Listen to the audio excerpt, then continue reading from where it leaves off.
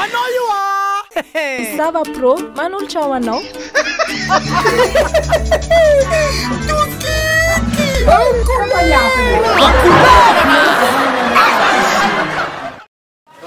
Oui, ok, bisous les enfants. D'accord, et ça, hein? Ya. Sanako la olo manantso sady fala malahelo efa hainao sanako sanako andafy any ro jiaby avy andafy ke hoe niandro zay iny sanako la olo tavita jiaby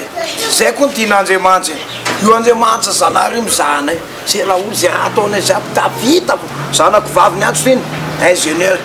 zanako lahy mpampianatra en France mony zay fa hainao kezakezina hoe tsy tian-janahary ao za tsy nitena la tsy tinjanahary raha fa ny fiainanay aloha nitako zao zay tian'Andriamanitra tafita jiaby ny zanako ka izy ty ka matafita ka boka ny namanao samy matafita zany ka fa aza mipoerapoeraka boka anao tafita amin'iny moa zanako tenao hoe zany tafita anaso ka tenao hoe tafita amin'iny zanao daso ya eza mo zanako la eza manao ke avia malaky malako za malaky ya key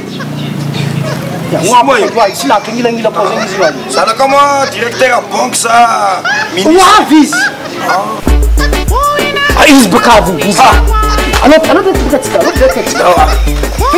fiston anao tsy misamboantsika io anao tsy malaky anao magnarafo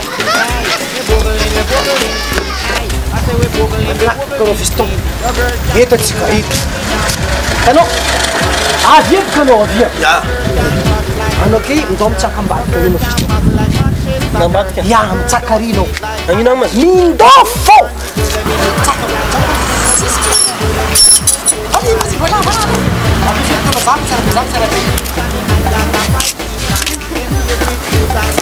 voilà c'est ça tafita hitany voamasina tara hitany mitsaka izy tafita mais c'est pas ça aza perapera aminaka amizay fa samy matafita n'importe quoi c'est pas ça que je dis Israël là avia zanako avia zanako zao tafita za vita